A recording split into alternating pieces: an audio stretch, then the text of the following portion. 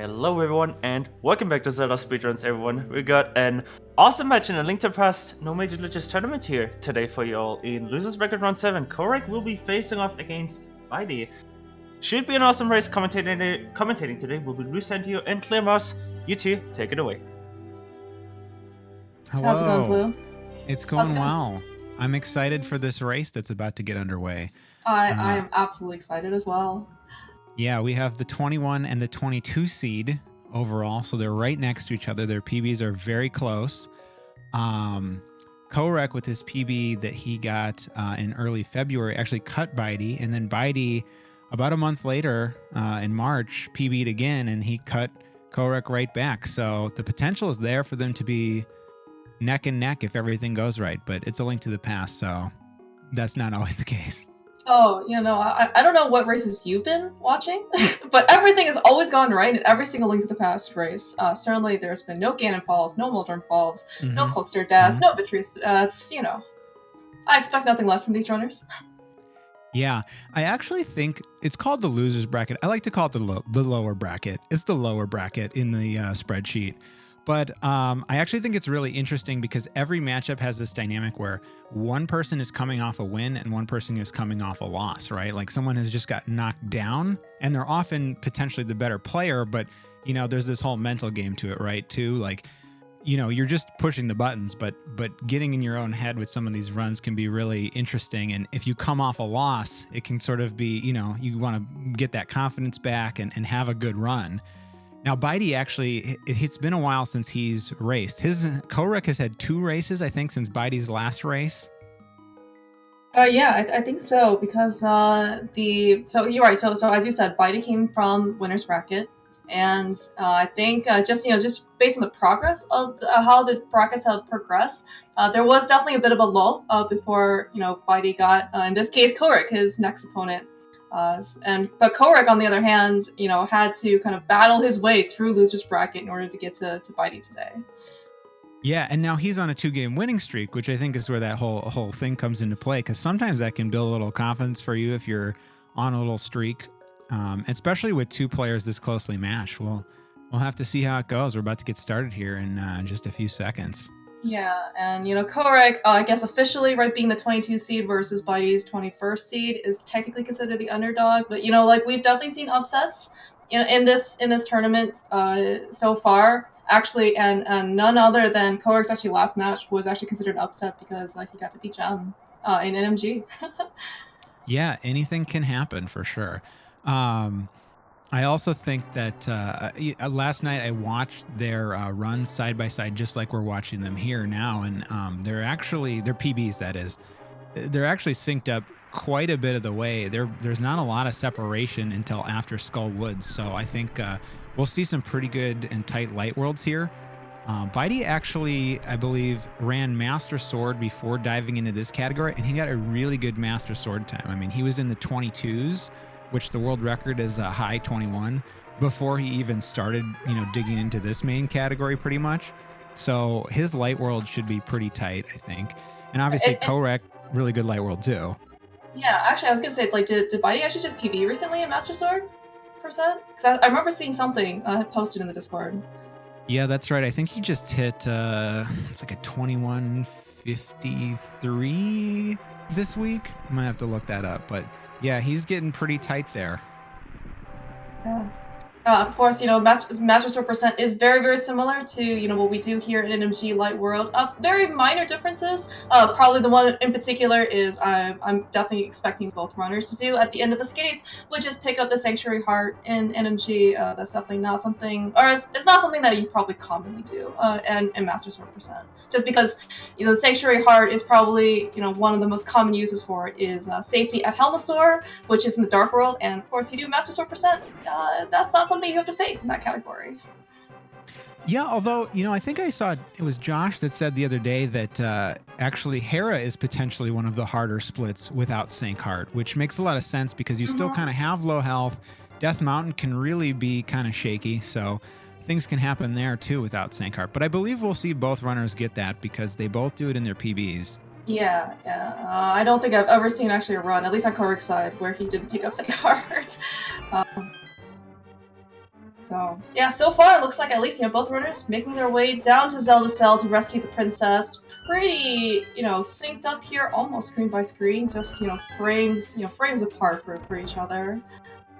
Yeah, we're about to get to this sort of first boss or mini boss here, Ball and Chain Guard, and there's different ways to take him on. Kohrek is going to do an 8/, I believe, and Bydey will choose his strat based on this green guard RNG. I think he dabbles with different ones based on what happens with the green guard, but he's going to do the 1-pot here. Oh, interesting. Yeah, and in fact, actually, if you actually watch some of Kohrek's randomizer races, actually before his races, this is actually one of the things that he ends up practicing quite a bit.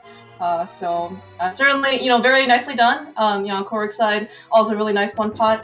On Bydey's side, definitely shows practice on both of these runners. Yeah, Where this did is Bydey one end of up the. taking a hit? He's like suddenly down. Did he get Yeah, hit by the ball and chain guard? He did get hit by the ball and chain. What a jerk. I've heard some people also say that the ball and chain guard is one of the hardest bosses in the game. Being on 3 hearts, and there is a reason why everybody practices this boss, right? And you probably get the most exposure, I guess, to him, because escape is the first segment of the game. Yeah, you do get a lot of exposure to him, and it's the kind of thing too where you want to practice a lot, not just because he can kill you pretty easily, or at least really kill, take down a lot of your hearts, but if you're doing that 8/ strategy, if you clink a couple times, you might as well have done 1-pot because you've lost the time now that you were going to save. Yeah, and this is actually probably true for a lot of the segments in the light world, right? So, as you said, we are on low health, especially if you don't pick up Sanctuary Heart. And part of the danger is, or the risk, reward is that you want to balance out is, do I go for strategies that may or may not actually put me in death, versus, like how much time am I kind of willing to lose to be slightly more conservative? And so Kohrek has full health going into the sewers here, and Bydey's down 1.5 hearts. And there is a heart that you can recover right in this first room here. I'm gonna guess Bydey's gonna skip it. I bet he's confident in his escape, but we'll see. Yeah, so and being down health, actually especially in escape is not necessarily something that runners actually would be terribly concerned about, just because you do get heartbeat frames at the end if you end up exiting escape with heartbeats on, which means of course in this case low health. I don't think Bydey intended to get sniped there by one of the sewer residents, but at least he has heartbeats down, I guess. Yeah, I don't know. In a race, I don't know if that saves enough frames for me to be all about. So I think he's probably he'll be okay, I think. We'll see. Yes, I mean, certainly, like the rats and the bats, they don't do very much damage, right? 1/4 heart, to 1/2 heart, and certainly with only a couple screens left. I don't want to jinx Bydey or anything, but, I'm going to assume that he's kind of the clear at this point. Oh. These rats, though, not cooperating with Kohrek. He not only had to slash to nothing, he also ended up getting damage with the other way. But does manage to make it slightly out of escape, just faster than Bydey. But speaking of, so Bydey ended up getting rat frames as well, so they end up not stacking, because I think he also does have heartbeat frames. But you actually look at, it's actually a pretty nice difference. Bydey, because of the rat frames, is actually getting through this text box significantly faster than what Kohrek is able to scroll through. Yeah, and so you'll notice Bydey's sprite, Link doesn't have his shield. He's still in that kind of gripping motion, and that's what does it. Having the shield sprite go away reduces lag. Some people now are actually starting to split when they exit the sanctuary here because of rat frames, because it loses you time in escape, and then it saves you time in Eastern the way that we split this way. But we got a 552 escape versus a 553 escape with Bydey just slightly behind. Yeah, looks like we're just getting a bit more synced up here. Hopefully nothing bad's gonna happen to Kohrek's internet connection. Another good reason to always have a local recording.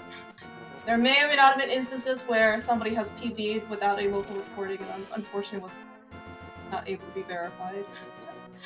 And just, that's the worst thing to have to deal with. Like, it's already enough to be in a tournament and have all this stuff going on and trying to focus and compete, and to just deal with that is, not fun. I know Fricker, in his last race had to deal with that, and that's a bummer. That's right. Yeah. You don't want, Comcast or Agadim to ruin your race. Like, those are the two real big bad guys here.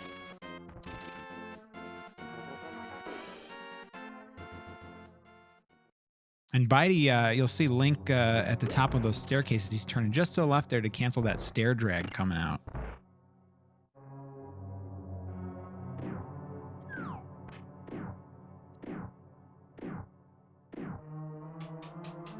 Which is actually something new that Bydey just started doing. He is actually so excited about it throughout his PB run, if you watch that, because he just learned it.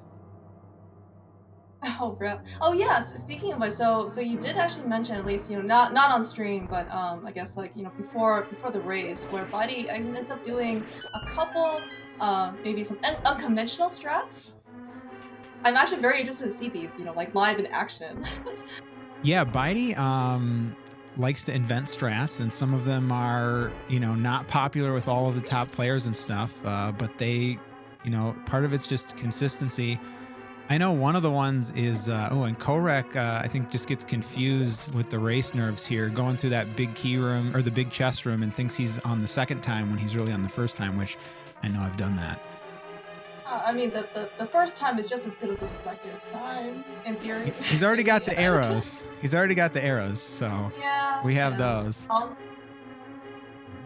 Yeah, so... And also, I did... Go ahead. Oh, no, I was just going to say, it looks like actually both runners will end up getting the fortune of, at least there was like a 5 rupee drop from the popos, so it doesn't actually look like there's going to be too much money worry, at least for the time being. Yeah, you want to get that red rupee when it comes up, and it's the 4th one in the prize pack, so they're probably looking for that.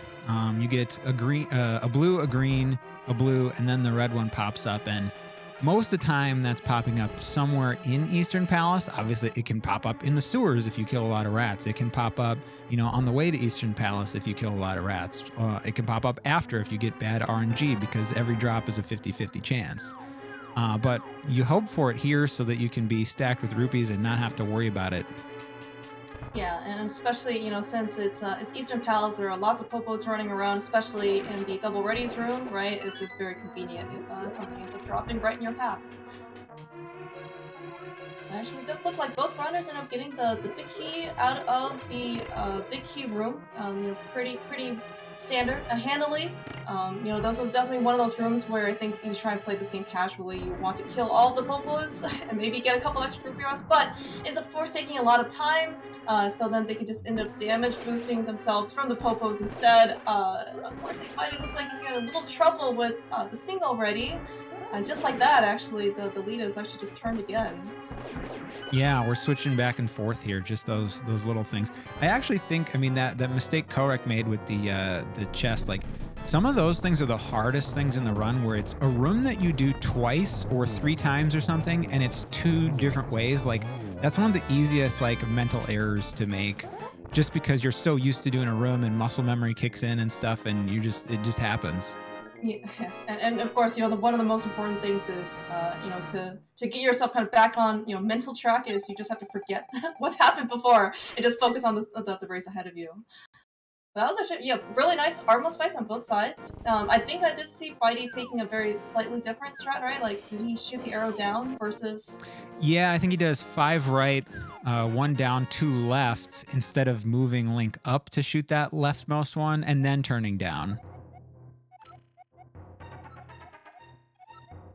Pretty synced up after getting the Eastern Palace prize, which is the Pendant of Courage, which of course lets us get the Pegasus boots, which of course now this means the speedrun can actually begin. There was no running before now, but now there is running. There's dashing, and there's also spin speed coming right out of Eastern Palace, one of the first, minor glitches that we can actually take advantage of in this game right when we end up getting the Pegasus boots. Yeah, so you just have to charge your sword, and then you there's different ways people do it, but a lot of people just sort of slide their thumb over, because on the very next frame you have to hit the dash button. and then you have to exit a manual staircase cardinally, and then, then Link can move in the dash direction freely in all directions without charging a dash, which is, the first time you do it, kind of unwieldy, but you start to get control of it on each screen as you practice and practice. Yeah, I mean, with any of these things, we end up, the more practice, and the more established in muscle memory it becomes, kind of like the easier and, easier, at least like mentally, both mentally and physically, that you get to play this game. We did see also, speaking of which, 2 different approaches coming into the library. Kohrek opts to just dash and not use spin speed. Here, as opposed to Bydey, looks like he decided to do spin speed again. Yeah, and you see a lot of runners split on that, and it's because it's one of the spin speeds that doesn't save so much time, and certainly if you miss it, it's no good. If you miss it, you lost time. So a lot of people will just skip it because it doesn't save a lot, and you lose time if you miss it. Yeah, and especially with that specific spin speed, entering the library because it's a small door, it's surprisingly can be kind of difficult. And if you enter it somewhat more violently, you have to kind of adjust yourself. It's definitely it's going to be probably more time lost than anything, as opposed to you just ended up dashing through the library itself. We're getting a little bullied here, though, on the overworld, unfortunately. I think he ended up making an unfortunate bonk earlier, and then just kind of got slightly stopped by one of the blue cars later.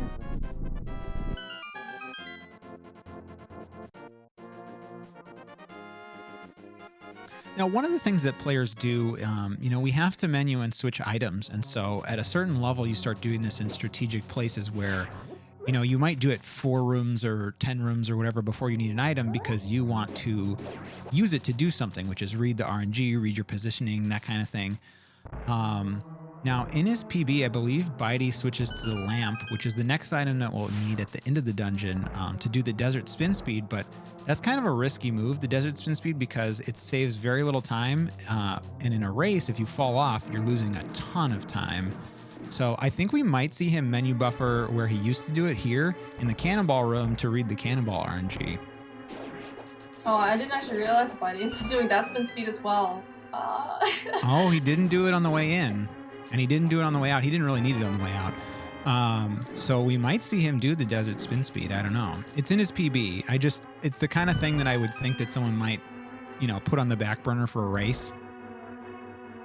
Yeah, and this is also one of those things that you maybe also want to kind of weigh, risk versus reward, right? So as you said, Desert Spin Speed coming out of Desert 1 is indeed really risky, especially if it goes awry, because you end up losing minutes as opposed to probably a handful of seconds.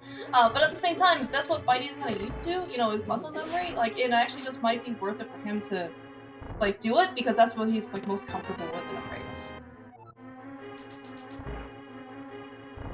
And Kohrek takes a hit from the BMOS on the way into the Power Glove room, so yeah. He's taken a couple hits in this split. I wonder if he'll grab hearts at the end here, right before the boss. Speaking of Here's that desert spin speed. Nailed it. You love to see it. Kohrek, I don't think he is willing to try desert spin speed in a race setting. Does he normally do it? No. At least if he does, I have not witnessed it. So,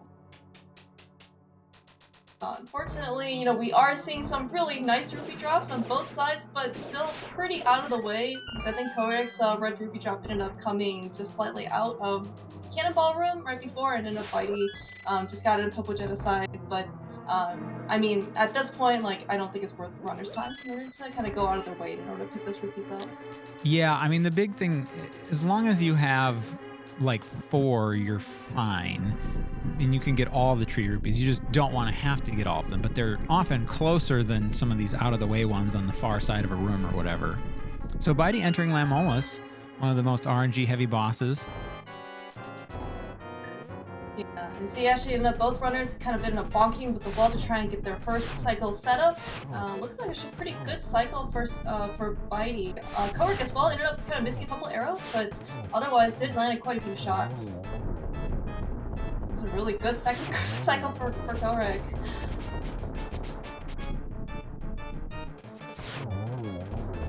And unfortunately got the third hop. And the third cycle got the short hop from the third Lambo. There we go, on Kohrek's side. So it ended up having to cost an extra quick cycle.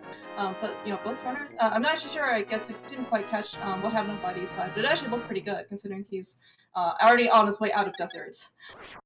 Yeah, he did enter the boss a little bit ahead. I think they might have both had 4 cycles. It's very hard to count 2 at once, with 6 worms flying on your screen. But I think it was 4 cycles for both. And at least Chex is saying that might be correct too. Yeah, and also both runners coming out of Land Milk with actually a pretty healthy set of arrow counts. Arrows is, especially early these stages, probably the one of the most damaging items in the game, or at least damage output-wise. So we definitely always want to have as many arrows as we possibly can at all times. Given the fact that they both have 13 and 14, which is pretty great, above the kind of like 8 arrow minimum threshold. Definitely looking pretty good for our runners who don't have to end up picking up any backup arrows or going out of our way for them. Yeah, double digits is kind of what you want to see. That's always a good sign.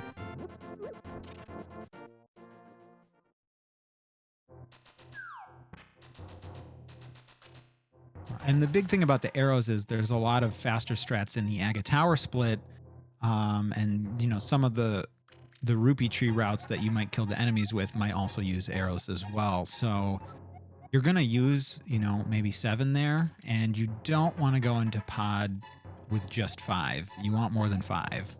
You do get 1 pot in Aga Tower, but that's not enough. No. We need more arrows. That's right. Yeah, and I think actually both runners ended up getting just the single arrow drop from the Igors in Eastern Palace. Unfortunately, no one got doubles.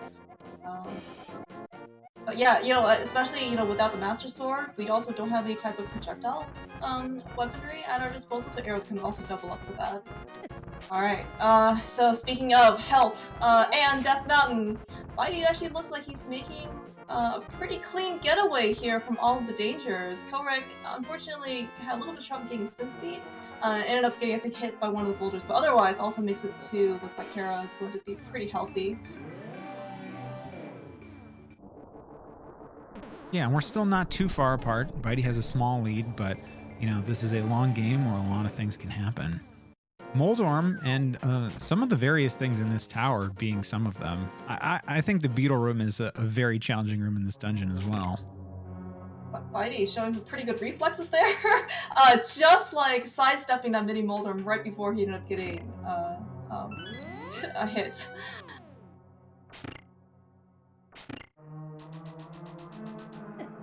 Alright, glad to see. Oh, so Bydey had the nice free admission pass down to Hera Basement. Unfortunately, Kohrek ended up having to pay a bit of a toll to the mini Moldorm that's guarding the door. Yeah, that one is the real troll.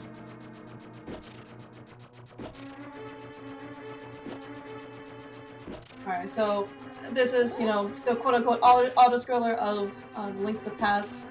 Looks like actually both runners are taking pretty similar approaches to kind of pass the time.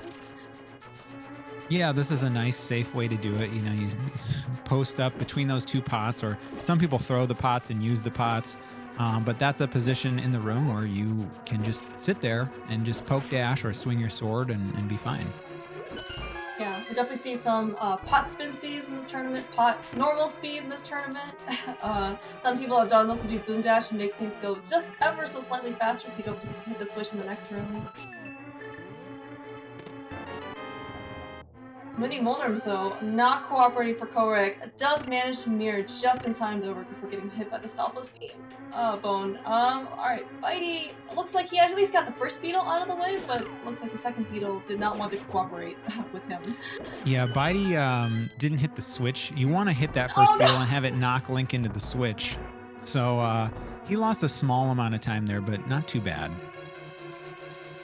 So, speaking of arrows actually on Kohrek's side, so the last beetle ended up dropping arrows for him, and Kohrek actually waited for it, but the speed at which the door sucked Kohrek in to get transitioned to the next room, unfortunately, did not let Kohrek pick those arrows up. Some doors are like that, and that's one of the hard things about this. Not only are you executing individual rooms, to somewhat of a script, but you're also trying to pay attention to sort of larger scale quantities of things like arrows. And one of the ways that you're doing that throughout the run, especially at a high level, is paying attention to the prize packs. We mentioned earlier that the Popos and a lot of those other enemies that are in Eastern Palace and several other enemies are in the same prize pack, and they drop items in a specific order with a 50/50 chance to drop them.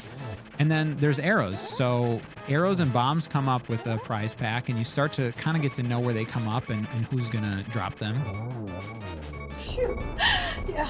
All right. So we had quite a Moldorm fight. Holy cow.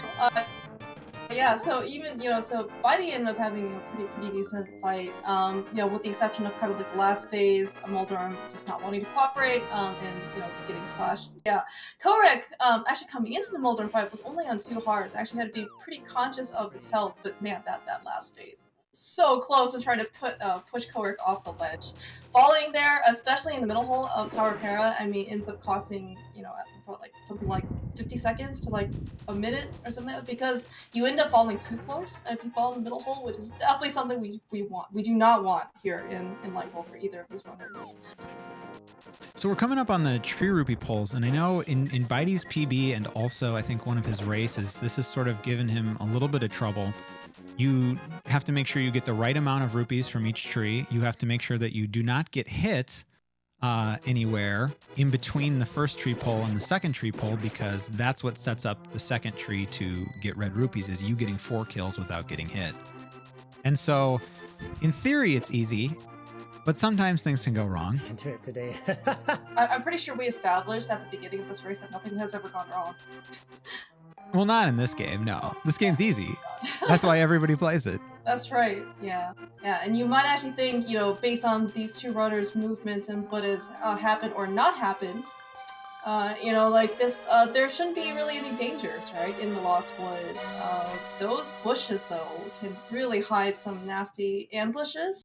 There are bush bombs. The bush guards, in particular, because they kind of move and chase after you. Those are really not fun, and if you get hit or lose any health, especially at this point, when you haven't pulled the second set of Tree Rupees to get 80, you are starting from scratch. Yeah, and there is a backup tree on the way that you can pull, but it obviously loses you time. You don't want that to happen. Yeah. Bydey did it in his PB. You can still have a great run and have mistakes in it, for sure. And so Bydey pulling the second tree here, getting those rupees. Yeah, both runners look like they're at least going to be in the clear. No bush ambushes today, which is really, really great to see. Yep, so both runners now at a healthy rupee count, because we'll get a few in the Circle of Pots room, sometimes known as Foreman's Basement, at the top of Agate Tower. And that will be enough to get us the 110 that we need to get into Palace of Darkness by paying the monkey. Yeah. And alright, so it looks, hopefully, assuming Kohrek gets past this next screen, damage list, both runners are going to have full health coming in. So we all definitely don't want to take damage, as previously mentioned for the True Rupees. Having the Master Sword now, we now have projectile sword beams, so long as we can keep full health. Sword beams are actually going to be really nice. Definitely very useful in order to speed up a couple rooms here in Agha's Tower. This one in particular, it's always kind of nice to have sword beams, but as Bydey's going to demonstrate, hopefully, in this room right here, he's going to beam the guards and then be able to dash kill them. And having beams in order to dash kill guards is going to be much nicer than kind of have to go up and try and kill them in the short distance. Yeah, so those extra arrows are paying off for Kohrek there. He had a little trouble in that first room. I think what happened is he missed the poke.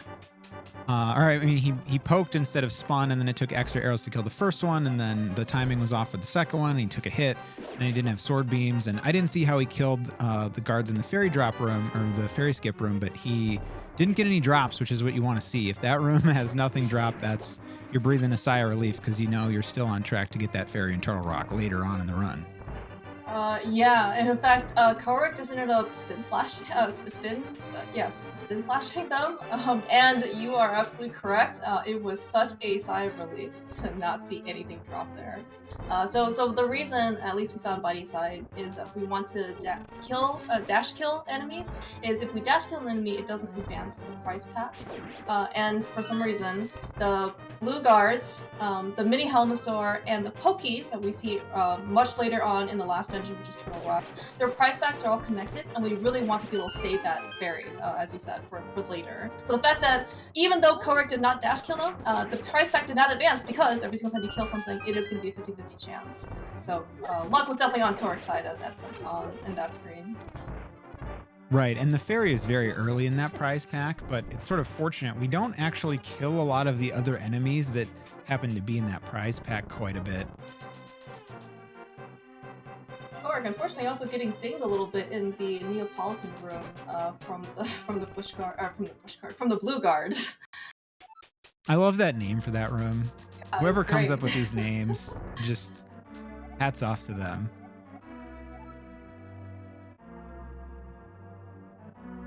So this is the big RNG thing that we sort of hate in races and in runs and all that stuff. Let's just hope that he's equally mean to everybody today. Yeah, so this is, of course, going to mark the end of the Light Worlds, and if we actually see the progression, kind of like the Light World bosses, man, Bydey has already gotten 2 blue balls, really unfortunate. So yeah, like if we actually look at the progression of RNG favoritism, I guess, in the bosses, right? We look at Ball and Chain Guard, Eastern, first Armos. They're actually fairly, as long as you practice a lot, right, you can pretty much follow some sort of script, and it's fairly predictable. Lamos is kind of one of the first times where we get a lot more RNG, just because the first phase is pretty static, or at least one of 24 possible instances, and then the next one's more reactive. We saw how unpredictable Moldorm is, and we end with Aghanim here, which is probably the most RNG heavy boss of the entire sequence. I think we're still totally lost kind track of how even many here. balls. Bydey has at least 4 and Kohrek has at least 3. I'm not sure if well, now I've seen 4 on each side, so I think Bydey got 4.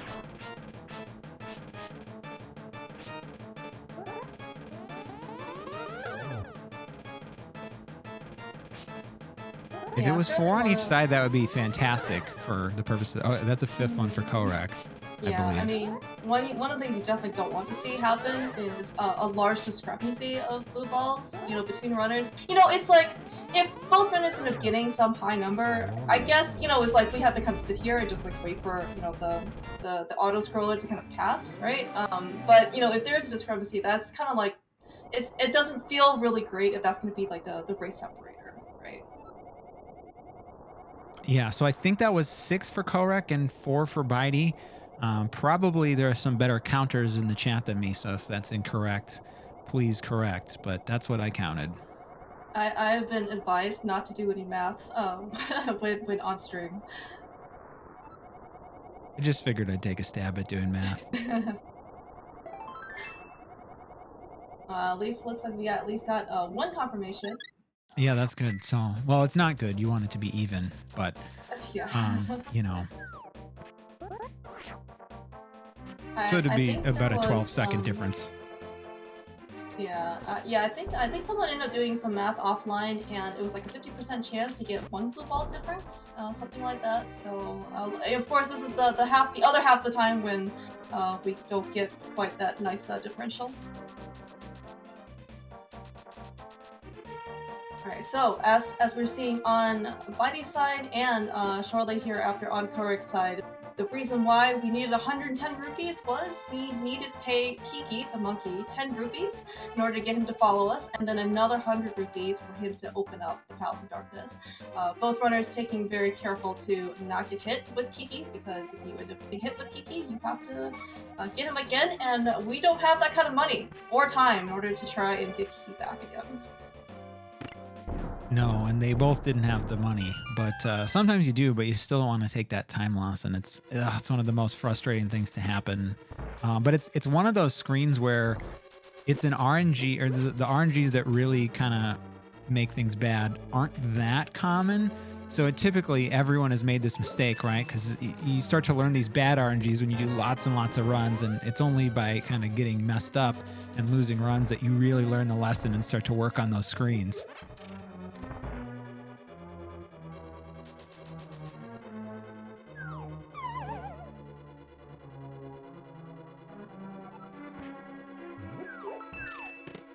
So we do a lot of mirroring in pod here to kind of up our bomb count, and also just because it's a relatively fast way to route it. There used to be a different way that people did it, but this way works just fine. And now that people don't go to the Sahashla hut and get the tree rupees instead, we don't have quite as many bombs. So we get some here. Yeah, so early on, especially, we want to be able to keep a healthy / safe number of resources. Always as many arrows as possible, right? Because they do end up speeding up a lot of the rooms and allows us to do more damage. But bombs are kind of one of those things where you really never want to run out of bombs, especially for this instance right here. What Bydey's trying to set up is a double pixel perfect bomb jump to save us a bit of time in order to get the hammer. Right, and you can use the menu to kind of assess your position, and 2 of them are free, right? You need to pull out bombs, and then you need to pull back out to the mirror to mirror out when you're done. He had 2 extra ones there, which is not too bad. It loses a little time each one, so let's see how Kohrek does. Kohrek also grabs an extra bomb on the bridge.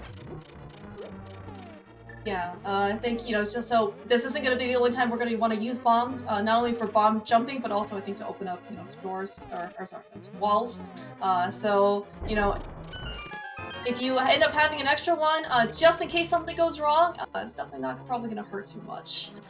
Yeah, looks like Kohrek unfortunately needed a buffer a little bit longer. Yeah, I think that was 7, and oof, that's when like the nerves start to kick in and the worry starts to kick in when you start to see that bomb really flashing and you're not on the pixel yet. That's when it's like, oof, I think everyone's had a lot of times where they've had that situation and still made it that runs this game, but boy, it's like, it feels good when you safely get across at that point, no matter how many buffers it took. Yeah.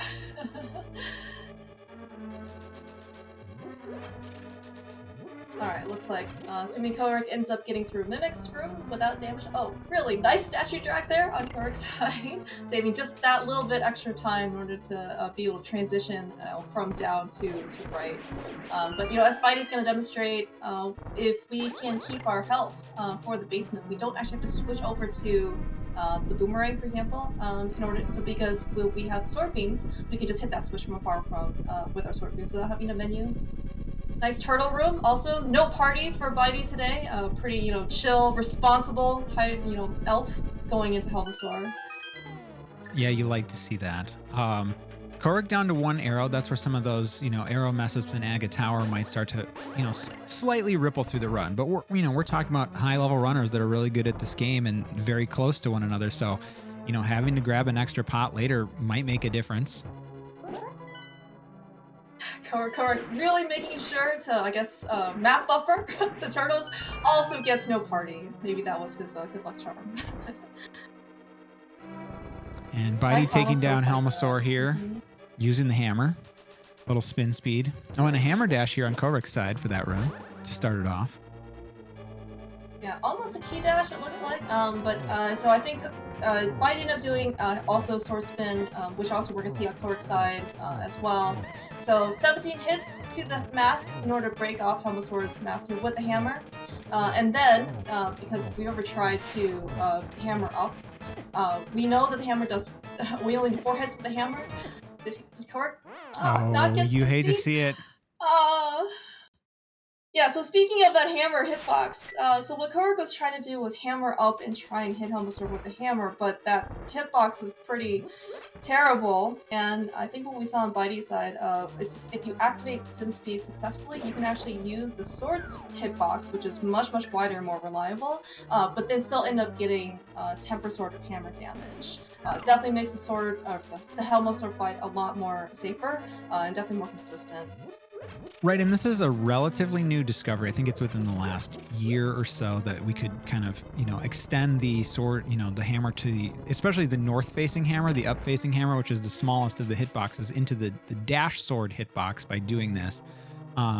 It's actually, I've heard it's the fastest strats on like the room time leaderboards now actually do have this spin speed.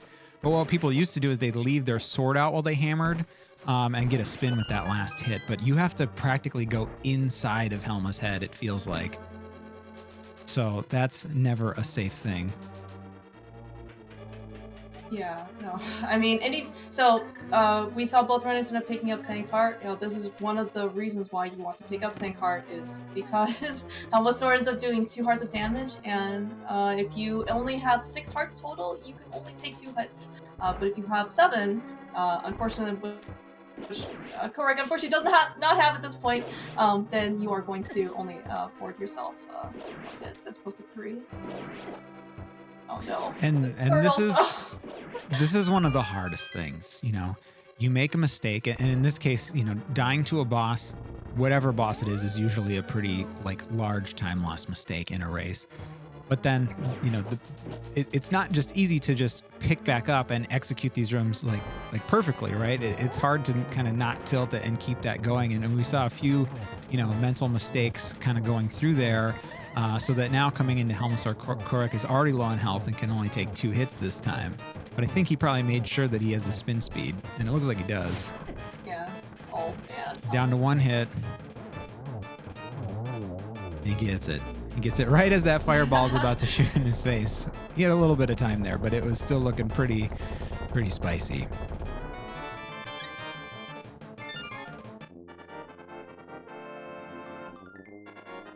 Yeah, actually, so speaking of spin speed on Bydey's side, we actually saw him do the second spin speed in that library scene. Of course, that one is a bit more important this time around.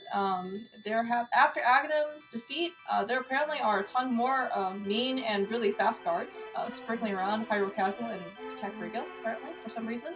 And the reason why we want that spin speed is there is a red guard there that will really get in your face and mess up your day if you can't get enough speed to kind of like run past him. Right.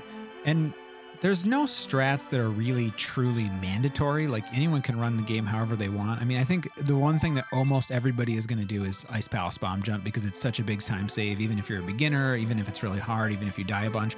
But I think that Usain Bolt screen where that really fast guard chases you and you do that spin speed to get around him is maybe another one that just like a lot of people are going to do just because it's so much nicer than trying to like bait him and dash him and that kind of thing. And he'll hit you. He'll ruin your day. And you can be down several hearts by the time you get to Kakariko Village. Yeah, and, you know, so health right now is still somewhat at a premium. It's not like it's going to be the end of the world for down a couple hearts, but we really want to be able to keep as much health as we have, you know, especially coming into Thieves Town. So like for example, most of these enemies end up so the Zyzax, right, do 2 hearts of damage. A lot of the spikes and fire sparkly balls.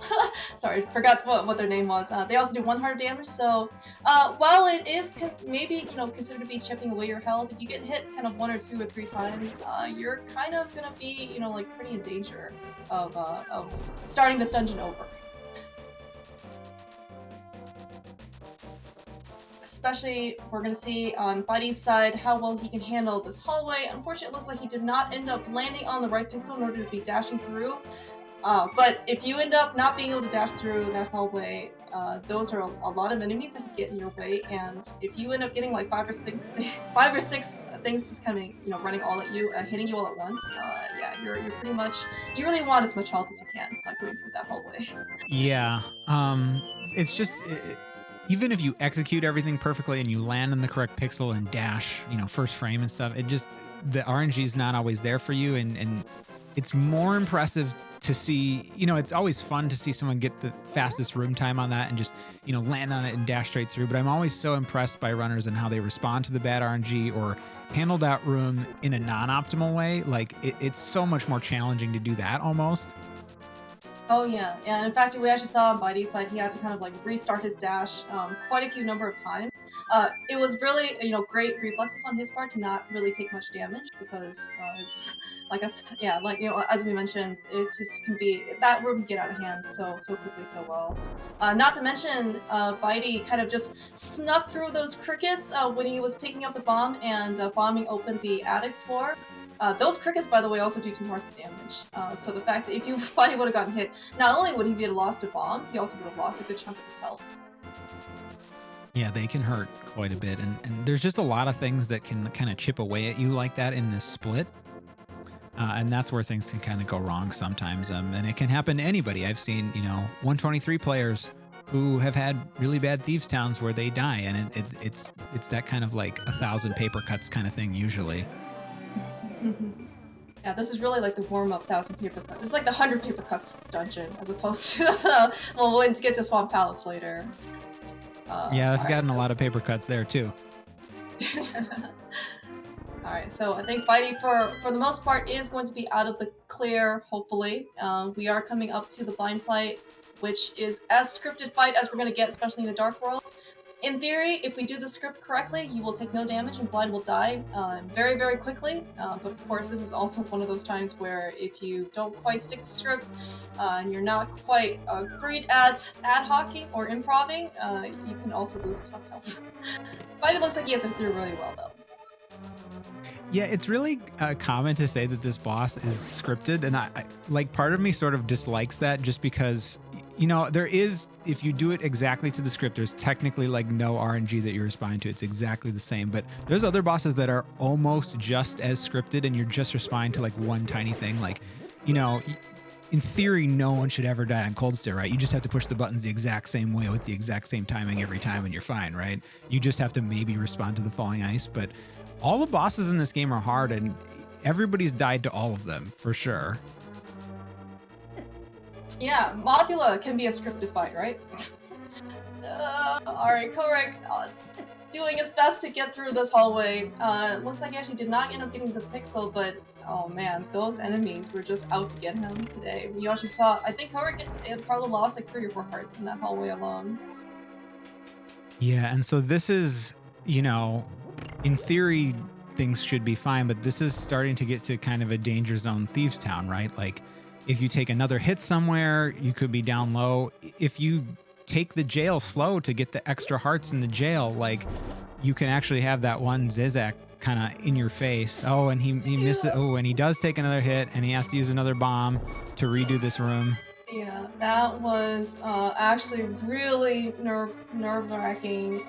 So whenever we ended up, so the Master Sword unfortunately doesn't kill these crickets outright with 1 slash, and we are trying to use to get the, I guess, like the enemies like iframes in that case in order to get through the room. It was pretty unfortunate the bomb for some reason didn't explode, so Kohrek had to go back, but it is really, really nerve-wracking when Kohrek was already only on 2.5 hearts. Dying in the attic, especially when the bomb has not exploded, is a pretty hefty time loss. Yeah, definitely. Bombs are just one of the trickiest things because it slows us down in places we want to go fast because we have to wait for it to explode. And then we're also trying to do things immediately as soon as it explodes. And in this case, it's you want to be out that door, like optimally, you want to plant that bomb the first frame you can, and you want to be out that door the first frame after that, that floor explodes. But, sometimes in doing that, if you're just off by a little bit when you're trying to do it that fast, that's what can happen. Hey, sorry, restreamer popping in. Just wondering if I had a quick minute. Sure. What's up? I just wanted to just shout you both out for providing one of the most awesome commentary I've heard in a while. So, for those who don't know, tournament matches commentary generally tends to be play-by-play, but these two are they're combining it with marathon-style commentary. I just want to shout you two out. Follow these two. Follow Clearmouse and Placentia. You two are doing absolutely awesome. Just want to give you two a shout-out on stream, because you deserve it. Well, But shoot, yeah. I didn't even bring trivia for Thieves Town. I didn't even bring trivia for Thieves Town, and here we are. Thank you so much. I appreciate But yeah, that. follow these two commentators. Holy crap, you are doing so great. Thank you so much. But yeah, back to you two. So, yeah, so in that, yeah, there's absolutely nothing eventful has gone on. Kohrek was able to make it through Thieves Town. Holy cow, though. Bydey, though. Oh! Alright, so Bydey's demonstrating. He took an intentional death there. Yeah, so he... Right, because he got such bullied by the Gyptos earlier. That is a really rough room. It really is, and he's just going to take it fresh and start over. Because, yeah, being down that many hearts, there's a potential. You go through this bush a couple times in Skullwoods that can drop a fairy for you, and that's kind of nice, but, you know, sometimes actually if you get on the last time and you have beams, it can mess you up, so you don't necessarily want to have full health, especially in the back half of Skullwoods. But I think that was a really smart death warp. I don't know if I've seen anyone do that before, but it makes a lot of sense.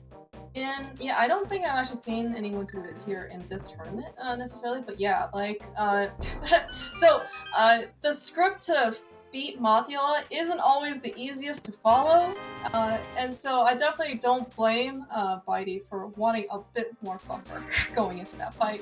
Yeah, and not to mention like the back of Skullboys also isn't really, you know, super safe either.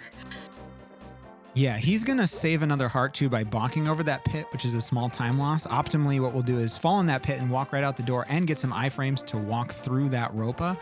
And all in all, that can save quite a bit of time, but, you know, to take it safe makes a lot of sense here. Yeah, especially, you know, this is a race. Runners are allowed to watch each other, you know, especially if Bydey is aware of his current situation and placement in the race. He can certainly afford to play a bit more conservatively. You know, take things, you know, lose maybe, you know, a couple frames here and there in order to ensure that he doesn't die. Well, intentionally. Yeah, and I'm not sure if he is or isn't listening. I think Kohrek is. He does tend to watch the restreams or listen to them, right? I think historically he actually has not seen any of his opponents. He might have like ended up like checking in towards the end or something like that, but I think typically he just tries to stay in his, you know, just run his race type of thing. Yeah, sometimes it's just like too much information. You know, I know that there's a weekly race of this every week for players of all skill levels, which, you know, that's a good thing if you're just starting out to run in that or try that out. But there's sometimes I jumped in it for the first time, you know, a couple weeks ago, and there was a voice chat with it too. And I was like, this is too overwhelming. I can't concentrate on this and do this. And sometimes people ask like, well, how do you pay attention to chat and do this at the same time? And it's actually harder when there's voices. Like chat, I can look when I have a moment, and like, you know what I mean? Like, you know when you can look and not look, but when there's voices talking, I find it to be a lot harder. I don't know how people do that. Or how people type and play. We've seen that a lot in the tournament where people are actively in the tournament and chatting in the ZSR chat here, and that's pretty, you know, I don't know how they do that, but I guess it's they type 3 letters every time they dash or something, or they wait till crystal cutscenes. Yeah, you only need one hand to mash text, I guess, right? So speaking of things that end up, you know, going pretty well for them, you know, minor good thing, you know, Kohrek ended up getting fin stashed, but holy cow, that Moth fight though, Bydey probably didn't even need that death warp because he just took down Moth in like, you know, just a couple seconds flat. Yeah, it might have been the good play though, still, just because it was the safe thing to do in a race. Oh yeah, absolutely. Yeah, no, I know, and. Yeah, he lost, it looks like 25 seconds over his PB there. So that's, you know, that's a 5:52 Skullwoods for him, which I'm sure he's not too happy with. And it mainly was just that one room going pretty bad. Yeah, alright, so Bydey has, you know, successfully beaten Mothula. We're going to try and make our way over to Ice Palace. First thing we're going to try and do is get the Quake Medallion. Fortunately, Bydey ended up getting kind of bullied by that red guard. One of the things that we really would like to have is Sword Beams, you know, for the beginning or throughout Ice Palace, not to mention the health. The fact that he's kind of already down 2 hearts is really, really great to see. He did not get lottery by the Ropa, which is definitely a good sign.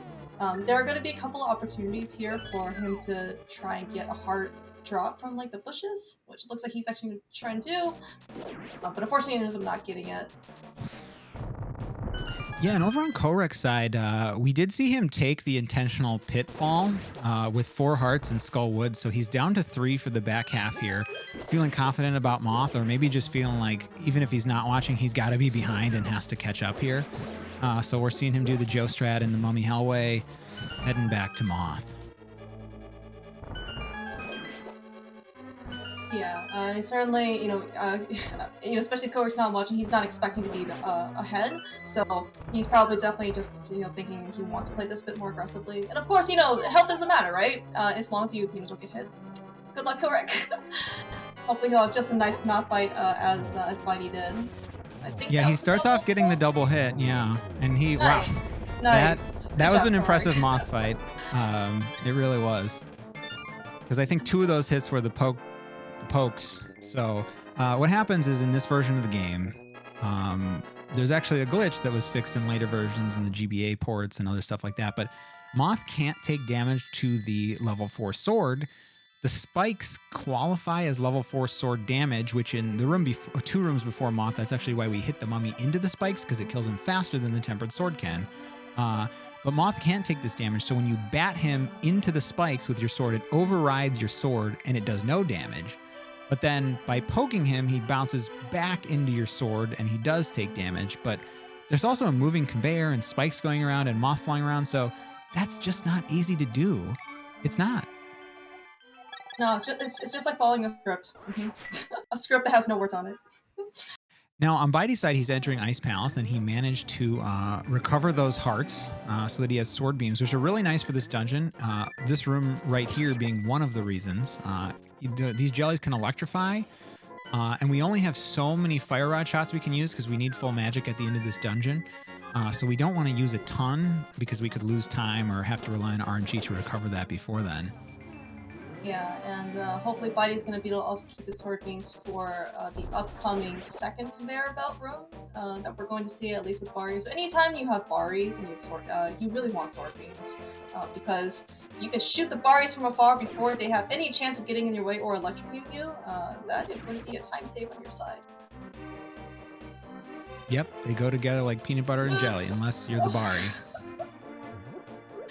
Dang Baris. So that room didn't go the way that Bydey probably wanted, but he will recover the 1 heart and probably have sword beams again for the conveyor room here.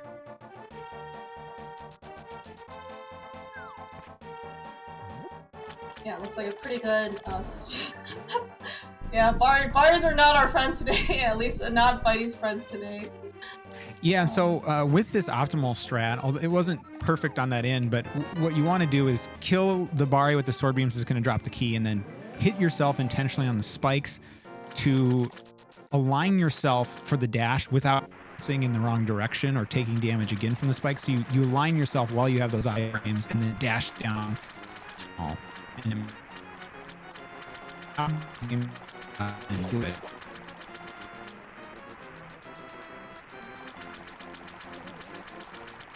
So the Lonely Firebar room here, Bydey's taken this sort of dash strat. Now, one of the strats, has unique strats that he's a little, had done that's a little bit unusual was Cold Stare. But I actually, before this race, I saw him practicing a different Cold Stare. So what he used to do is he'd drop down and he'd do 7 fire rod shots, move to the right, do 1 fire rod shot, slash twice, and then get in position. But I saw him practicing single poke. In his previous strat, he would follow that up with the slash, which it looks like, I think we might see single Bydey. This Bydey strat might be gone now. We'll see what he does here. Yeah, he's going for the full 8. He's all in. Alright, that was a super nice scripted fight on Bydey's side for Cold Stare. No worries whatsoever. Very clean single poke. That's how you want it to go. I believe that Kohrek, that's also what Kohrek does, and hopefully he'll end up having a very similar fight to Cold Stare when he gets here. Kohrek does also he do the single poke? Palace with. I thought he did. A single poke. Oh, and his PBA slash.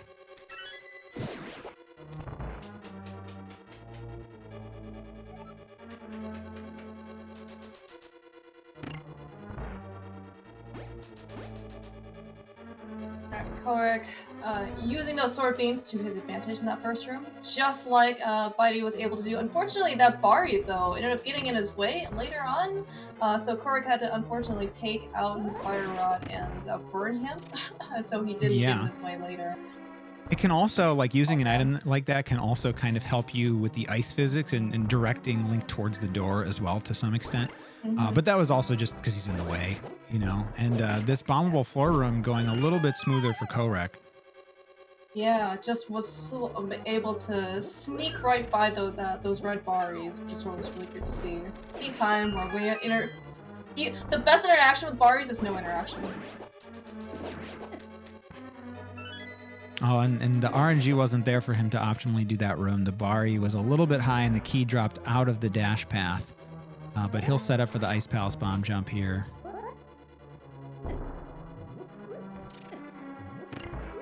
Yeah, really nice Ice Palace bomb jumps on both runners' sides. I think it ended up getting it first try as well. Bydey, using those iframes to his advantage, just walks right through that dead rock. That was pretty cool to see. If only that's how it worked every time. Yeah. Only we could walk through dead rocks all of the time. Dead rocks and boulders, and mini Moldorms and chomps, and yeah, pretty much anything that can do damage to us. We did see a slightly different way downstairs on Kohrek's side. If you hammer up, hammer down, and then just kind of slide your way into that staircase, you can get through pretty smoothly. Yeah, if it's done correctly, I believe it is the fastest possible strat, but consistency is a big reason that you see a lot of people not do that. And it's also a small time save. Yeah, I think actually like the way that he did it, it did actually look pretty consistent. At least that's what we've been told. So coming down the cold stairs fight, Kohrek hopefully going to have something similar. Oh, looks like he's just gonna go for slashes. Also really nice. Well, it worked. Yeah, it worked. Really, really good. I was going to say, so like Kohrek actually coming down to Colster with 5 hearts, much better actually than coming down with 4 hearts, because Colster pops into big 4. So if something on the off chance did go wrong for Kohrek, he at least had a little bit of health buffer. He wasn't on one-hit KO, but turns out he didn't need any of it. Yeah, you like to not get hit by anything in the cold stare fight, and especially not the puffs, because they do 4 damage, and you know, with the intentional damage that we take and some of the other places that you can take damage in this, you know, that fight can go wrong really fast. It's one of the worst places to go wrong, just because you're also out of magic and you need magic for that first room. So what that usually means is people, you know, going to different dungeons first and then coming back to Ice Palace, and it can get messy. Good news here, though. I believe that both runners get Ether and Ice Rod in the same split, so no math. No one has to do any math. We don't have to say, oh, well, consider this 37-second difference. We just will know that I believe they're both getting both items in Swamp Palace here. Yeah, so we saw, at least on Bydey's side, him having a relatively nice Death Mountain, only taking 1 heart of damage. Looks like Kohrek might have just slightly better luck in getting through damageless, which is always an accomplishment anytime you're here up in this mountain. So one of the reasons why runners like to kind of pick up their miscellaneous items in this split, as opposed to maybe like the Meyer split or just right before they enter Turtle Rock, is so we see Bydey actually currently in Swamp Palace, which is the second chronological dungeon of the Dark World. So enemies tend to be a little bit nicer. They don't do as much damage to you. There's not as many of them. So then health isn't usually much of an issue, and we also don't really need beams for any of the rooms. So it's nice to have for the first room, and there are strats. Actually, in the race with Andy earlier today, in the second lever room, I believe, he still had the beams, and he was able to, when he's waiting for the lever, start his dash away, and then beam back, which I don't think I had seen before, and that's a pretty cool strat. But you know, who has beams that deep into Swamp Palace? Exactly. It's just so rare because there's so much trolley RNG. And the room I'm talking about is the one that Bydey's in right here, right now.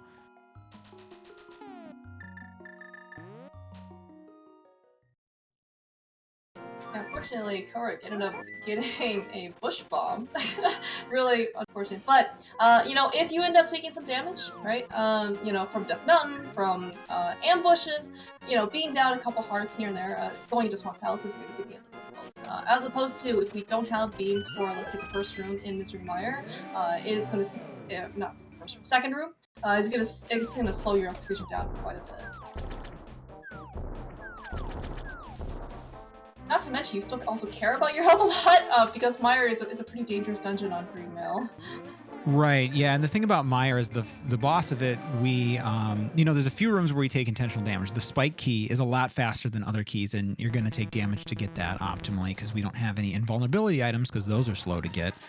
And then the boss, the way that we're fighting him to kill it the fastest, we're going to take, 4.5 hearts of intentional damage or something like that too. So if you have things go wrong on Death Mountain and then you go into Mire, Mire 2 is one reason to do it, to have sword beams there is super nice, but it's still possible to one cycle in Mire 2 without sword beams. But yeah, losing a bunch of health is not the coolest. But the reason you do it there is because it's technically the fastest if everything goes perfectly. But the reason that people don't is because not everything always goes perfectly in A Link to the Past. Everything has gone super correctly for both runners on this race today. Absolutely.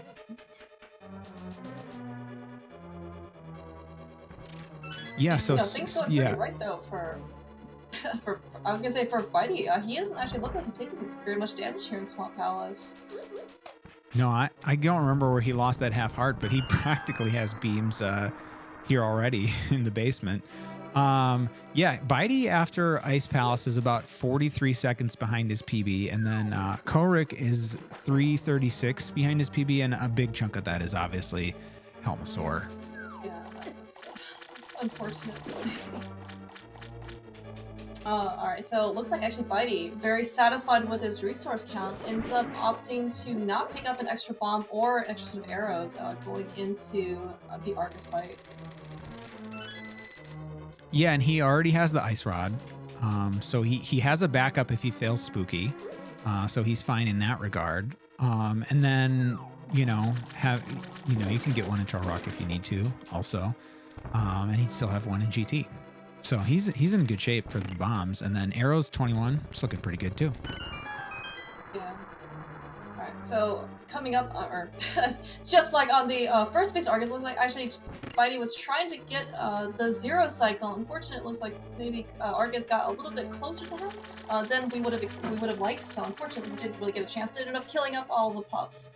He did opt for the double spin for phase 2, so very consistent. Just need 2 sword spins, and then down goes Argus. Some people, I believe Kohrek might do this, opt for the fire rod shot. For 2 fire rod shots before doing 1 sword spin. Yeah, and I think Bydey typically does the fire rod shot, but after messing that up and Argus being kind of out of a normal position where he's used to doing it, it's no longer a practice move quite the same way. And Chad is pointing this out too, Bydey almost got hit there. Walking above Argus before he's about to fly up, you can get bonked there. Now, he has a ton of health. It would have been okay. But yeah, he's playing with danger. My guess is he's probably if he ended up getting hit, he's probably just more annoyed about the time loss. Like, he's like, I have to wait that much longer before I can actually kill Argus, as opposed to like the health loss.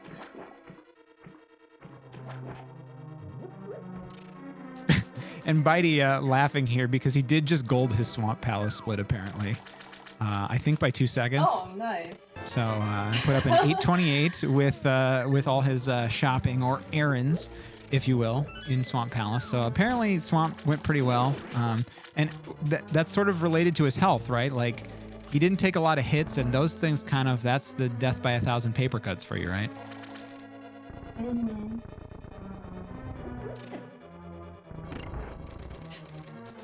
Take Baris. Not treating our runners very well today at all. Well, that one was nice to Kohrek. That one can electrify, and you have to time. Yeah. You have to either time it, or in some miracle world where you still have beams at this point in the dungeon, you can actually just kill it with a beam. But I don't think I've ever seen that happen to anyone ever. So because Swamp Palace is Swamp Palace. Yeah, speaking of beams, unfortunately, looks like one of the wizards maybe got just slightly away from Bydey. Was still able to clean up the room pretty nicely though. We definitely saw the advantage of having sword beams in Mire 2.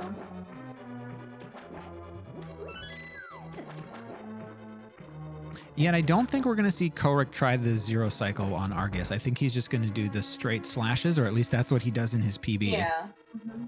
Yeah, that's right. I think Kohrek has just opted to not at least attempt zero cycle for now.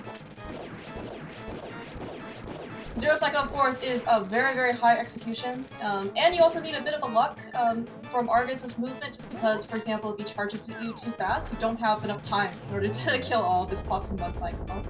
Kohrek does demonstrate a really nicely done phase 2 Argus, you know, with the fire rod and one sword spin. I believe you can zero cycle Argus with any RNG, but the difficulty of it can change drastically based on what he does.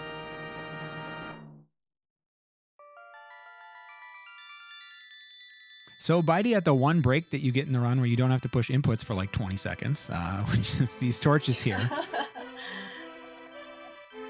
Yeah, especially, you know, so like there are some movable wall cutscenes, you know, early on, for example, in Pod, right? But especially, you know, this late in the game, you know, we're in Misery Mire, we're an hour into this race, we've done a lot of things that have basically been very mentally and physically taxing. Definitely, probably won't complain too much for a break right before the end of the run.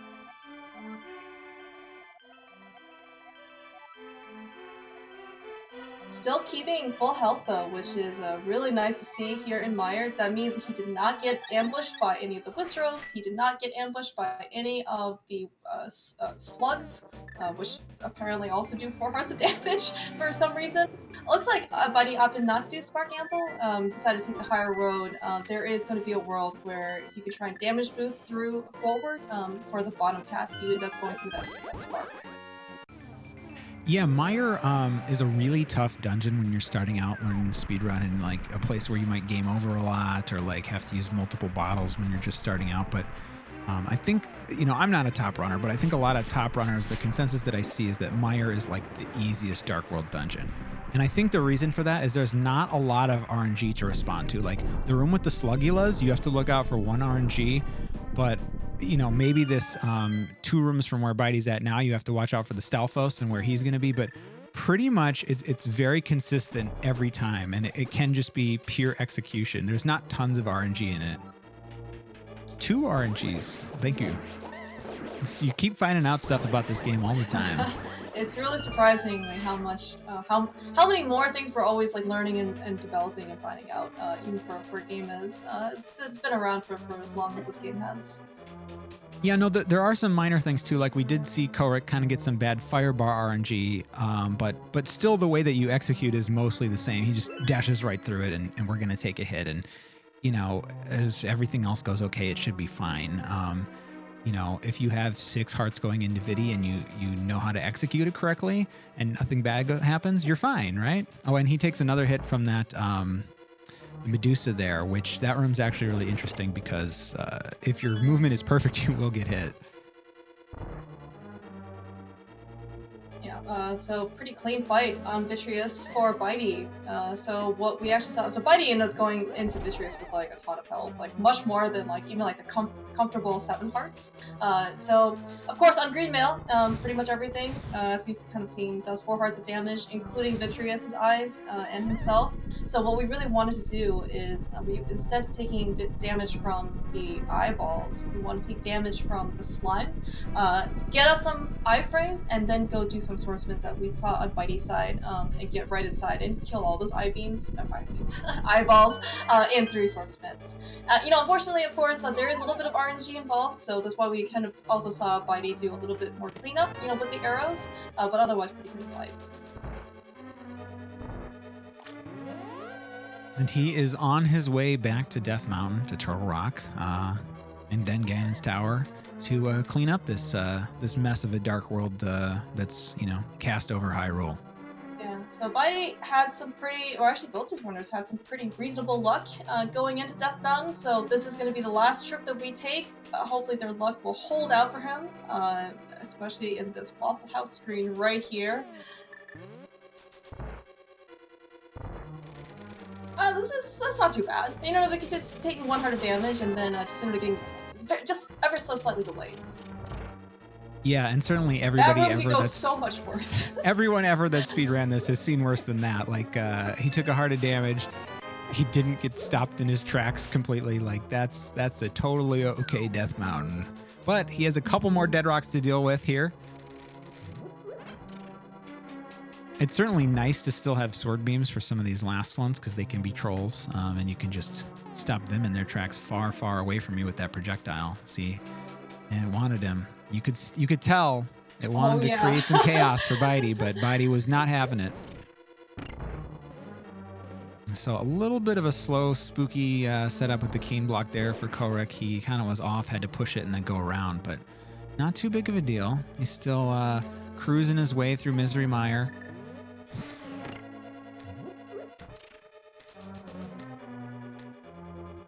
Yeah, Kohrek having what we consider to be pretty comfortable 7 hearts, assuming he doesn't end up getting hit in these next couple rooms before he ends up fighting Vitreous. You only do need a maximum of, well, to beat Vitreous optimally, you do need 5 hearts of full health.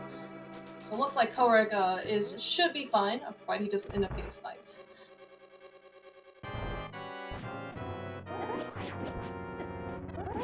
One, two. Yeah, and he gets the 0 cycle. Nice, Has yes. 2 hearts left. Love to see it. Bydey heading into the roller room, which I think is one of the hardest rooms in the game now. It's all about creating visual cues and doing it, but it does have really tight movement for you to do the most optimal strat, which he's not doing here. He chooses to mirror out. That also makes the magic management a little bit easier in this dungeon because you get that free refill. If you're doing this the most optimal way and you don't grab those magics, you are counting on one from a Poke Drop, or you have to skip some Mario blocks or get Sword Beam somewhere to kind of even that out. But just one less thing to deal with in a race. And those are the types of things that at a really high level that like all of these runners have to constantly think about. Like, what's your arrow count? What's your bomb count? Which strat do I do based on, whether I have beams or no beams, or which RNG I get here? Speaking of beam strats, there's one from Bydey. He does it in the chomps, but he takes a hit. That room almost went really well for him. Yeah, unfortunately, Bydey hesitated a bit in order to try and avoid the second chain chomp, right? Because he did look pretty close in order to get the chest. But it did look like the second chomp had Bydey's number, taking 4 more hearts of damage.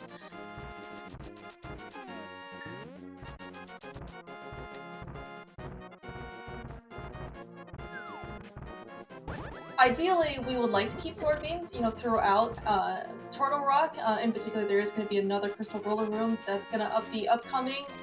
Would be just slightly faster, maybe like half a second faster if we end up having sword beams. But if you end up using the Cane of Samaria, especially since Bydey mirrored out and got the full magic drop, magic's not going to be an issue for him, and he's going to just be able to use Cane of Samaria blocks to get through the room. Right, and that Crystal Roller Room is not just faster, but it's also just easier with beams to do. The fastest strat with cane blocks, I think, is a lot harder and a lot tighter than doing it with beams. Yeah, and of course, this is Turtle Rock, the last dungeon of the game. Pretty much nothing hits for very light. Rollers do 3 hearts of damage.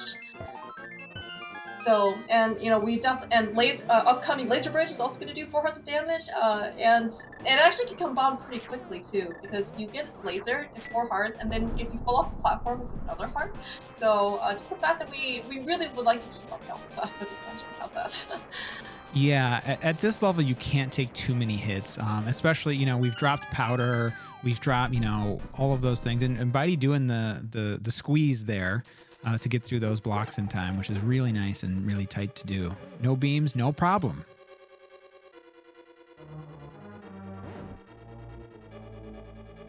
Yeah, Kohrek, making his way into Turtle Rock. Looks like Bari's actually, for once here, are nice to him, just kind of getting out of his way. He is down a couple hearts. I do imagine that Kohrek will actually show us the damage boost stress in this upcoming Crystal Roller Room. Just the Roller Room, in this case, because there's no Crystal Switch.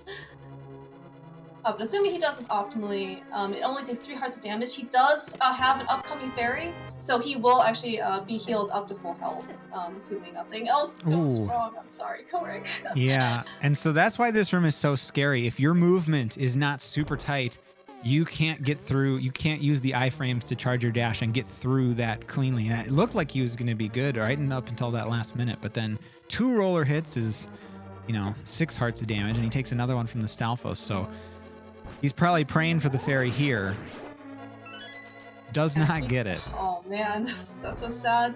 Yeah, we did see him get a heart drop from the mini helmet sword and pod, which is, so that means that fairy is at least gonna be next. But being on 2.5 hearts, we saw how much damage Bydey ended up taking from the right chomp. That is not a comfortable position you want to be in. And Bydey cleaning up the big head of Trinex about to come out here. So he did the backdoor strats with the Tempered Sword, no problem. Menus to the hook shot and finishes off Trinex to head to the final dungeon, Ganon's Tower, where we re-meet all our Light World bosses and use practically every useful item in the game somewhere. And there's the fairy for Kohrek. Yep. Definitely a very big sigh of relief. We get 7 of our hearts back. That room that Kohrek was trying to get through, like, everything was 4 hearts damage. So, Kohrek is certainly, kind of, we saw on Bydey's side, not out of the woods yet. There's still plenty of danger here left in Turtle Rock.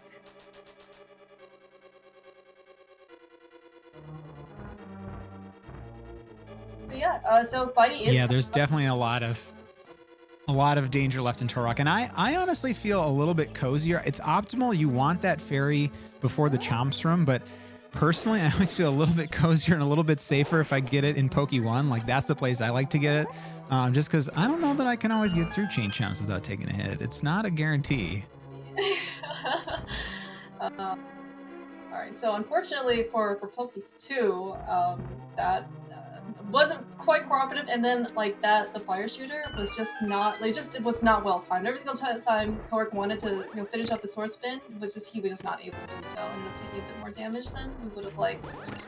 Kohrek opting to do a balk over the roller just because it didn't look like he had enough time to kind of sneak through as Bydey did.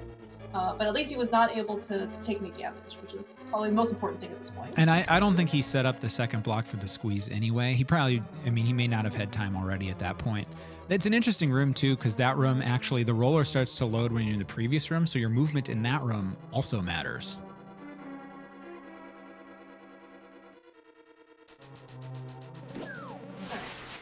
Looks like actually Bydey opted, in GT basement, opted to get the small key off the torch for the NMG route within Ganon's Tower. There are runners, they get one of 3 small keys. The first one, of course, being on the torch, which is by far the safest, because all you gotta do is block the torch and there's your key. Of course, it's also probably considered to be the slowest, and versus the other 2 small keys that are upstairs GT. But of course, this is also peace of mind, if nothing else, right? Because you don't have to, after getting the big key, you just have to focus on execution and getting yourself through Ganon's Tower upstairs and the gauntlet. You don't have to worry about any more keys, especially after the gauntlet itself, where you're probably already mentally and physically exhausted. And Oh, no. Kohrek, Oh, this no. is Kohrek. it's really hard to recover from messing up that first rod shot. But he's actually recovering pretty decently here. I think every time I mess that up, it's just total chaos and everything goes wrong. I mean, you don't like to see ice on the floor, but considering what happened, this Trinex is definitely not too bad.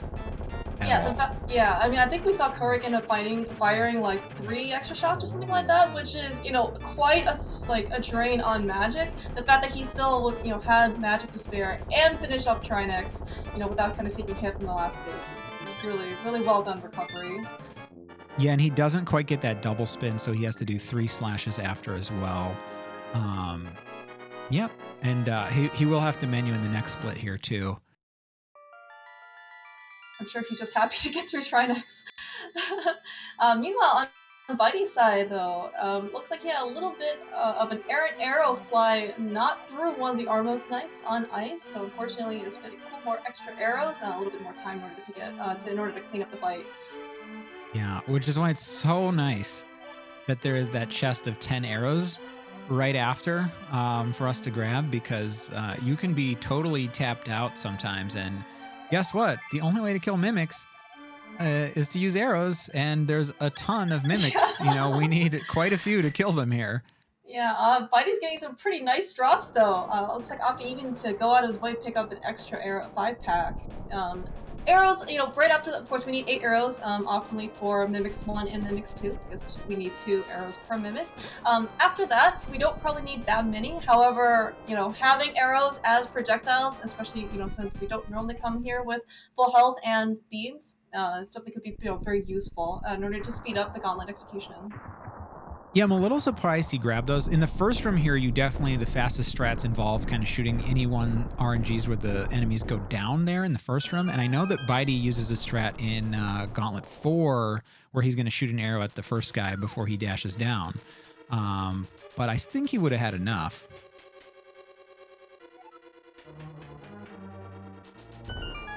Yeah, Bydey is actually having some pretty good luck in the gauntlet so far.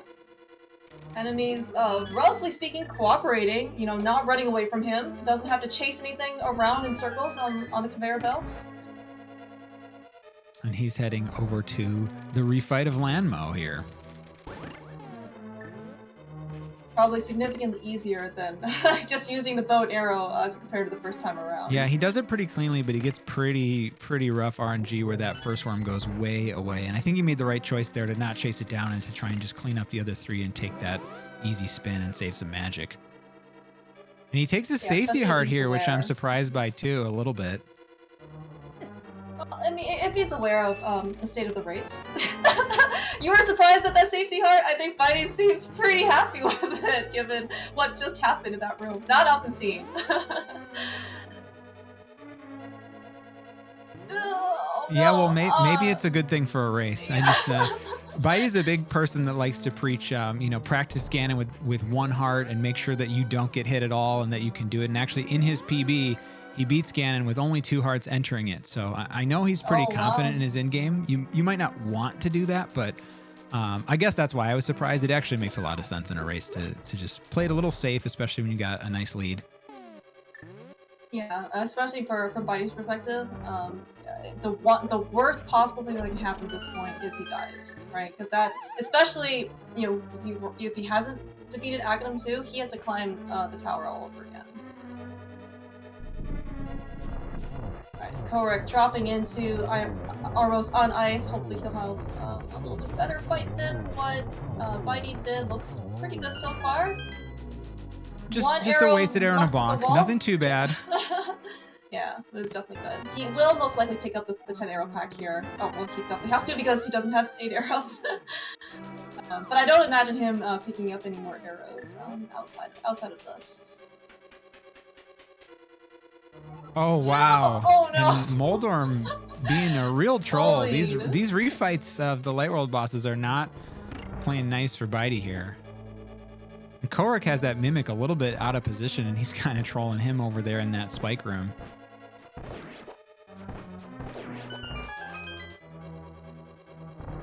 Managed to snag a heart that dropped right on the path. Always kind of cool.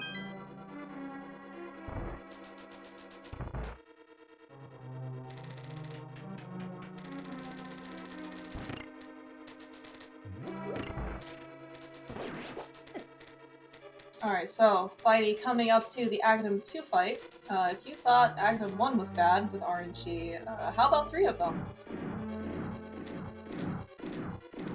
Yeah, so optimally you can kill this boss in 2 cycles if he gives you the RNG. But on his second and third cycle, or turn of each cycle of 4, he's going to shoot a 50-50 chance of an energy ball, which is what we get there on Bydey's side. And then you also have to do a lot of stuff. It's not only straight geometry, but you have to be aware of which cycle you're on and if he could shoot a blue ball and the timing of the positionings and which one's going to hit you first. There's patterns in which you have to take intentional damage to make sure you get those hits if you really want them as fast as possible. And so, yeah, Bydey has 4.5 hearts going into Ganon, so he can take 1 hit. That's nice. You know, you like to have a little bit more. But I think he'll be confident in it. I mean, that half a heart is really pulling its weight. So certainly Bydey can't touch Ganon. That is 8 hearts on green mail, but the Trident hits and the Fire Bats are 4 hearts of damage. So just like, you know, why we pick up Sank Heart, right? At Helmishor, that half a heart that Bydey has is going to give us just that extra buffer that we might need in order to survive this fight.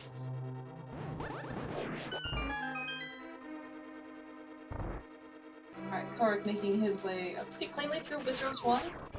Managed to at least clink the guards in that so nobody falls off. Pretty good Wizards 2. Very satisfying to see the King of Samaria hitting everything. And Bydey going with the getting the high left side RNG and going with the hookless strats, going right into the bat circle there. No problem. 1-1 cycles for him. Yeah. Yeah, I was gonna say, like, looks like a pretty good 1-1. So, you know, fun fact: if you have Temper Sword versus Gold Sword, Temper Sword does not actually lose any extra time on Gold Sword. Gold Sword, of course, it doesn't. You don't have to really do anything special. You just kind of slash at him for 12 times. But you are able to do exactly the same thing cycle-wise. On Ganon with Temper Sword. Yeah, the time loss really comes in the fourth phase here that we're about to see, where you have to spin him as opposed to just hitting him with 4 silver arrows. Yeah, so we did see that Bydey in this case ended up menuing to the lamp. Very important, well, pretty important he gets Torch Clutch here. Torch Clutch lets us, in order to land triples when we're doing our silver spins. But also, if you, so missing Torch Clutch with Fire Rod is a lot more likely versus the lamp where you just kind of spam it. Yeah, and the map or the lamp uses such little magic that it's pretty free to spam, especially if you take that full magic refill at the end of GT, the room before Moldorm 2, because you can, and boy, the most elite players sometimes do this. You can actually have half magic and beat Ganon if you get triples on every hit. Like that's possible, but it's pretty tight, and you don't see that happen very often. Especially probably not in a resetting, huh? Alright, so I think we probably didn't do much math, but Bydey did his 12 silver spins. He is wading through this fanfare, gonna cross this bridge, and he will be the first of our 2 runners to finish. First place, let's see if we can get official time from Bydey. 1 hour, 27 minutes, and 29 seconds. GG's, Bydey. GG. Kohrek wrapping up his Achnum 2 fight, so he will also go into Ganon. He has 5.5 hearts as opposed to Bydey, but of course, based on all the damage tables, it probably won't be too much difference whether he has 5.5 or 4.5. The most important part is he can at least just take 1 hit from a Trident or a Fire Bat in phases 1 and 2 and still be safe.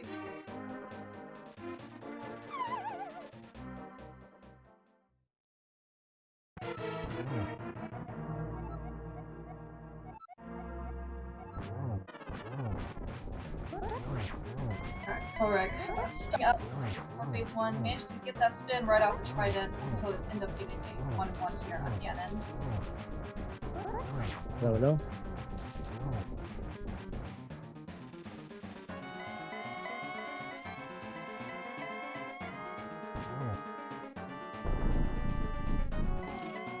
Oh, did Discord die or what's going on? I think we're still here. We're still here. Okay, I was just I was wondering. just waiting for Kohrek to finish up here. Same. He's in phase 3 still. I do apologize about my keyboard there earlier. Sorry about that. And so at the end of phase 3, you can actually get some early spins in on Ganon if he doesn't turn into the blue ham, which he can, and that's just RNG. And from what I understand, not much you can do about. But you hate to lose the free hit. The nice thing is it sets you up for good timing for triples here. Yeah, and So Kohrek, just of a course, few more was spins. demonstrating for us, viewers that one of the reasons why we need to wait until the last frame is that's when Ganon is vulnerable. Otherwise, you hit him any other time, he does turn blue, and you kind of have to wait it out. But that's when he's vulnerable to silver arrows, at least. Yeah, and when you can spin him, there's different windows. Some things are called cape spins, and it has a much more narrow window. And the danger of that is, of course, getting the blue Ganon, and Kohrek gets that last hit here, and he's going to finish with a very low 130, it looks like. GG. Yeah. GG's to Kohrek. GG's, Kohrek. Hello, Bydey. Hey, Congrats man, how you on your doing? win. Good. How'd you feel about that race? I saw a gold ice. Yeah, GG's, Bydey. No, a gold swamp. Yeah, it wasn't the best run, to be honest. Light World was okay.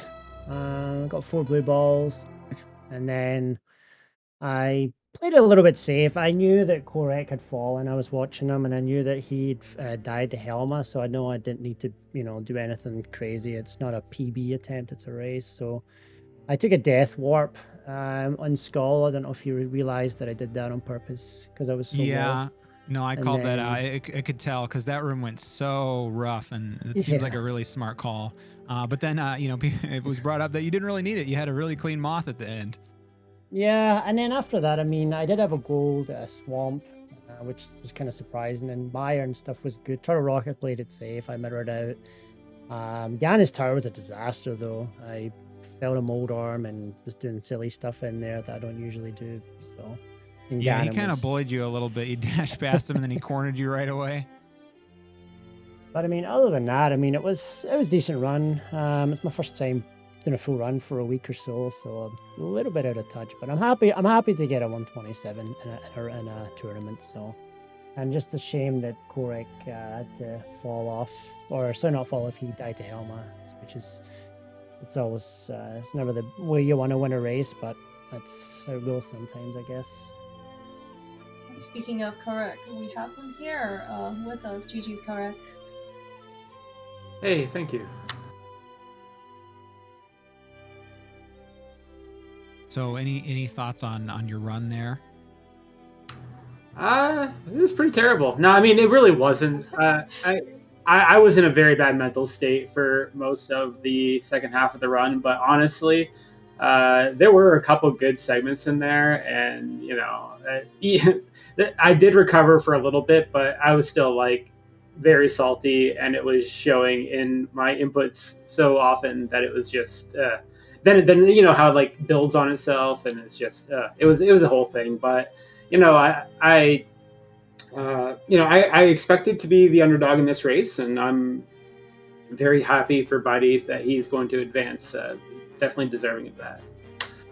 Yeah, and kudos to you for keeping the chase on the whole way. It's really hard when you mess up an early game or mid game and lose a minute, 2 minutes, 3 minutes, or something like that in one of those splits. And the only thing that can happen then is that the other person then messes up too, but you kept that heat on them, and it can be hard to finish those runs because it does feel kind of crappy sometimes. Yeah, I'm really glad that you decided to try and chase this to the very, very end, Kohrek. Yeah, you ended up playing pretty well actually after, it looks like at least, after you kind of got your nerves calmed down after Palmasaur. It was a brief segment between basically between Skullwoods and Swamp. I was playing pretty well. I would say for the Dark World, everything else in the Dark World was a little bit iffy. But it is what it is.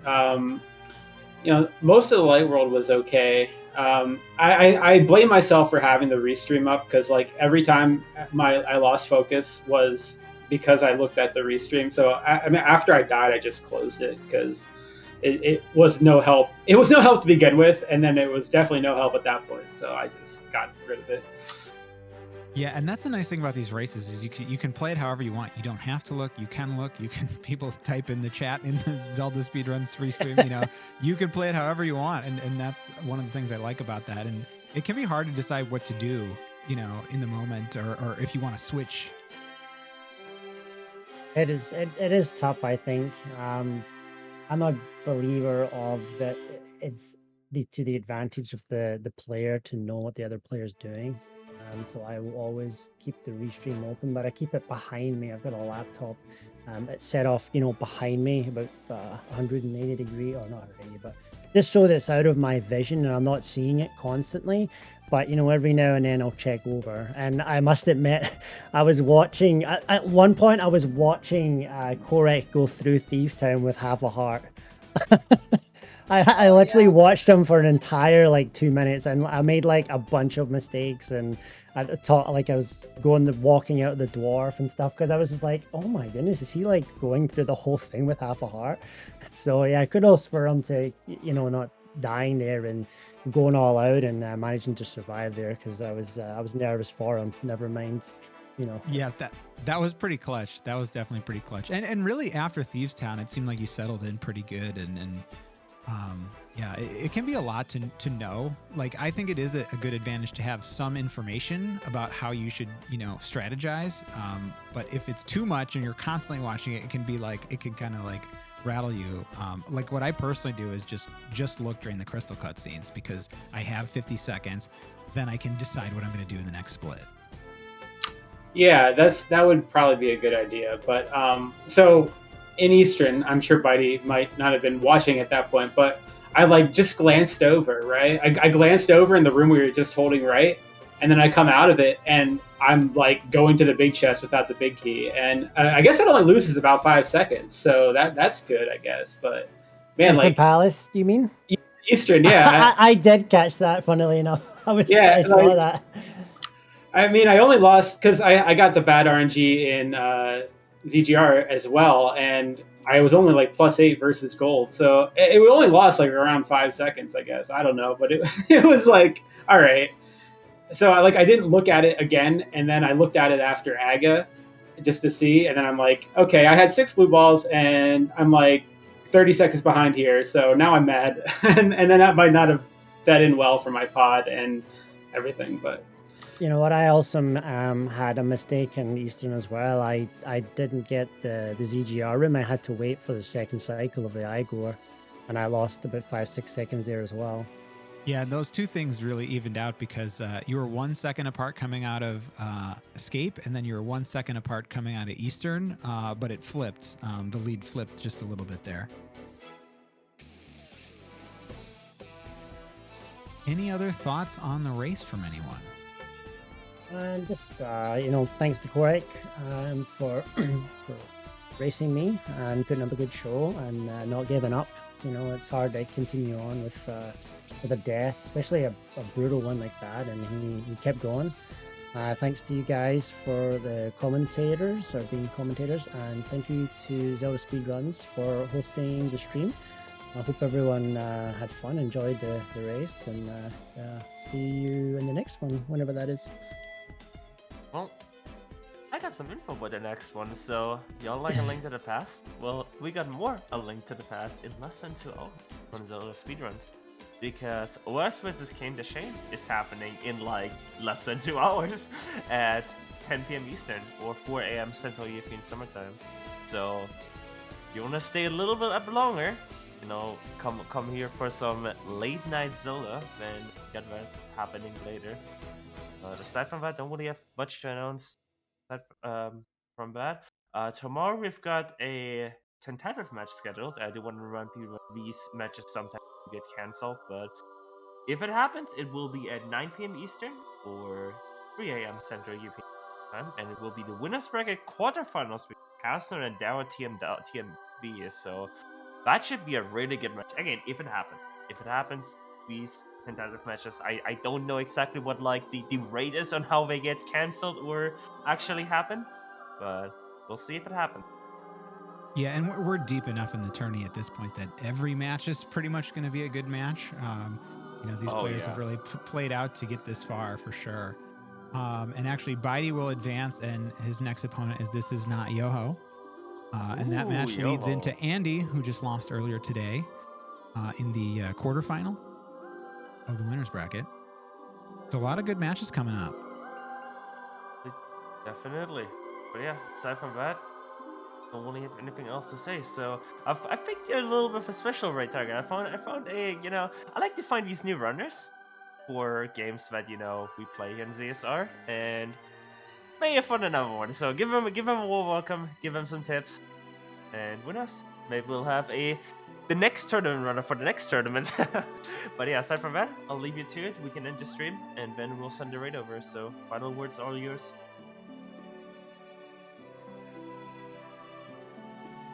I guess I just want to say thank you again to Bydey and for Kohrek to put in such a really nice race for us. Bydey, all luck to you to advance within losers bracket. Hope you make it far. Kohrek, unfortunately, this is going to be the stopping point for your tournament, but I definitely hope that you had a lot of fun doing this, and the fact that you got this far, right, and facing, you faced some pretty tough opponents to get here. It's definitely very much a testament to how good of a player you are. So, Blue, thank you for commentating with me today. It definitely was fun. And George, thank you for putting on the stream for us. Yeah, I had a lot of fun. Thank you to everyone. I mean, you can't do the race without, restreamers and commentators and racers and all of those pieces that and tournament organizers. This has been a really well organized tournament, and the way that it's set up have given us a lot of competitive matches, which is excellent. Shout out to So, Buen. Yes, thank you everyone, and good night. Good night.